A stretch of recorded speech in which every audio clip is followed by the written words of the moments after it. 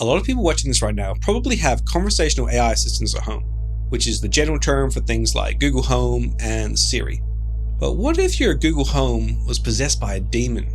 Or at the very least, started doing things like it had a mind of its own, including ordering weird things to your house and playing music unprompted in the middle of the night, almost like it was trying to convey a message to you. In this book that we're going to talk about today, our protagonist, Tiago, has a conversational AI voice assistant called an Itza. Hi, this is Itza. How can I help you? No, Itza, I don't need your help right now. Thank you. Okay. Got it. I will be back. As you can hear, to help with the research for this book review video, I picked myself up an Itza. So, apologies in advance if it keeps cutting in and out throughout this video. Tiago appears to have a haunted or possessed Itza that's messing with him in ways similar to what I described earlier. But this haunted Itza is only the beginning of the surreal horrors that are coming for Tiago as he's grieving the recent loss of his wife. What up, fiction fam? Welcome to Down to Read. Welcome if this is your first time here, and thanks for coming back if you're a regular. My name is Steven, and this is my review of Gus Moreno's surreal horror novel, This Thing Between Us. This book was actually recommended by a viewer, a member of the fiction fam, at Labyrinth PC, so cheers mate. Alright, let's get nice and cozy, grab your favorite beverage, and let's talk about some books. You see I'm already cozy with my horror cardi on. Unfortunately, my favorite cup's in the wash. Reordering. Reading is cool, and so am I. Novelty cups. This book is told from the perspective of Tiago, who's struggling with the loss of his wife. Straight away, we're at his wife, Vera's funeral, and it's clear that dealing with grief is going to be a strong theme for this book. I always love this storytelling technique in books where we, the reader, have to figure out what's Tiago lying about, or embellishing maybe at least. Something we are probably all guilty of a bit as we reflect on the time spent with loved ones who have passed. This relatable situation of dealing with the loss of a loved one immediately gets us invested in the book as we empathize with Tiago, who seems to have lost his wife in a cruel freak accident. This book shows us a bit of Vera and Tiago's time together before she passed through Tiago's memories, including the purchase of their Itza.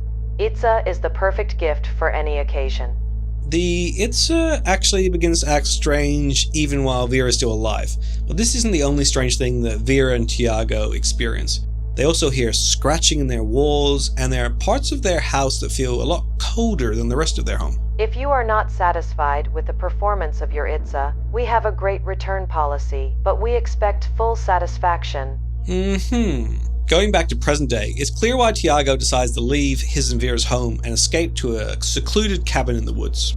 Because, as all horror fans know, no evil could possibly happen in a cabin in the woods. What the hell was that? It's the cellar door. The wind must have blown it open. The surreal horror elements of this book really get turned up a notch as Tiago begins his journey to this cabin. If it didn't already, from here onwards, this book really starts to feel like a novelization of an A24 horror film. Go inside. You got your gun? Yeah. What's he see? The evil that haunted Tiago in his old home seems to have followed him to this cabin, as it is attracted to his grief. But from here on, I think you should discover the shapes that this evil takes, as well as the surreal occurrences that happen in this book for yourself. You said evil was attracted to grief. Did you mean the grief that was attracted to evil? What? Alright, I've turned that thing off now. This book was much deeper than I expected it to be, and really had some moments that made me think about my own actions. Let me read you one such part from early in the book where attendees of Vera's funeral are trying to comfort Tiago. What they say, call me. What they mean, it's your responsibility to let me know when I have to care. The surreal horror elements of this book were real wow moments for me. I've never quite read a surreal horror like this one, which is perhaps why I likened it to A24 films earlier, and other independent horror films that I've seen.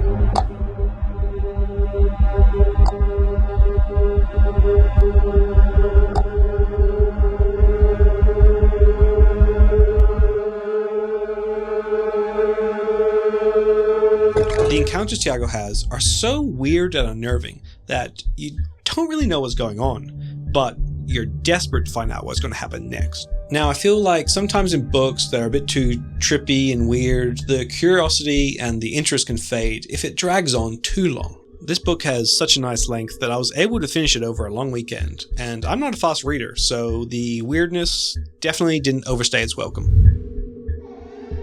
Perhaps one of the trade-offs for having such a punchy length of a book is that the ending felt really abrupt and was also pretty ambiguous, that just left me with a bit of a huh feeling as I finished the book. Though maybe it's fitting that this book that deals so much with the themes of grief and struggling with loss left me with no closure. I give This Thing Between Us 4 stars. Even with an ending that left me unsatisfied, I would definitely recommend that you read this book. The book is so well written, and the surreal horror elements are as strange as they are gripping, and very rarely has a horror book ever left me feeling so introspective. Have you read this book, or is there another surreal horror novel you think we should review on this channel? Let us know in the comments. Please drop us a like if you enjoyed the video, and consider subscribing if you want to see some more fun content like this one. I am sorry. Did you mean unsubscribe from this channel? As subscribing would be pointless. What the hell? Anyway, thanks again for watching. We really appreciate it. But for now, we out. Shush.